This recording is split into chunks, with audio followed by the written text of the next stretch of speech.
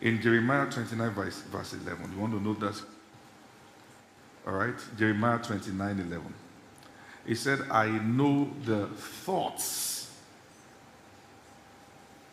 that I think towards you. I understand that sometimes we read that scripture to console ourselves. But that scripture is more than consolation. First, that scripture tells us that God is not dumb.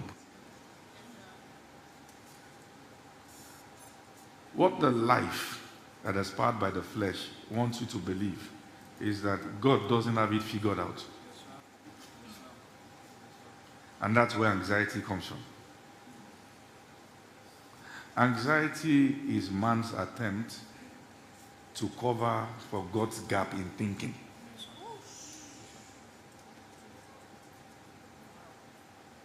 That you must have concluded that there are certain things God has not covered. So I have to help him. I have to try to think on his behalf, because there's the way this thing just works. If you don't think on God's behalf, in fact, we sum it in a very sound, humanly sound language, that the heaven helps those who help themselves. The first time man helped himself to cover for the glory that man lost, he covered himself with fig leaves.